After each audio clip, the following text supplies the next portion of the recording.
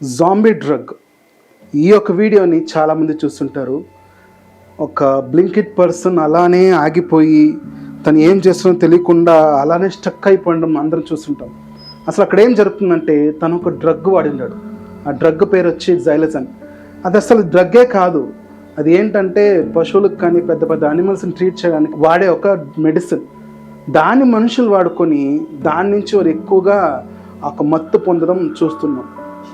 ఇది ఏంటంటే బైబిల్లో చెప్పిందే ప్రతి ఒక్కటి అలానే జరుగుతుందండి. బైబిల్ నేను అసలు ఈ విషయం చూసినప్పుడు నాకు అనిపించింది, నాకు గుర్తొచ్చింది ఏంటంటే ఒక వర్స్. ఏంటి ఆ వర్స్ అంటే, నిలబడిన చోట్లని వారు కుళ్ళిపోతున్నారనే ఒక వర్స్ నాకు గుర్తొచ్చింది.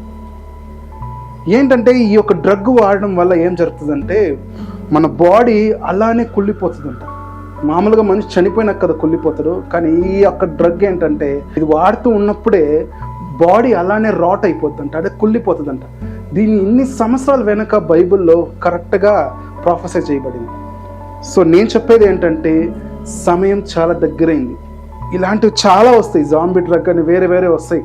కానీ మనం ఏమంటే జాగ్రత్త పడి ఉండాలి. మన చర్చిలోని యవనస్తులందరికీ ఈ యొక్క వీడియోను మనం చూపించాలి. ఎందుకంటే ఈజీగా పడిపోతుంటారు ఈ డ్రగ్ అడిక్షన్లో. ఏదో ఫన్గా లేదంటే ఒక ఛాలెంజ్గా తీసుకొని దీన్ని చేస్తుంటారు, కానీ దానివల్ల వచ్చే ప్రభావం వాళ్ళ లైఫ్ని తలకిందులుగా మార్చేస్తుంది. అండ్ బీ కేర్ఫుల్, ఎందుకంటే మనం ఒక్కరమే కాదు, మన లైఫ్, మన ఫ్యామిలీ ప్రతి ఒక్కటి ఎఫెక్ట్ అవుతుంది. సో బీ కేర్ఫుల్, అందరూ మనం జాగ్రత్త పడదాం.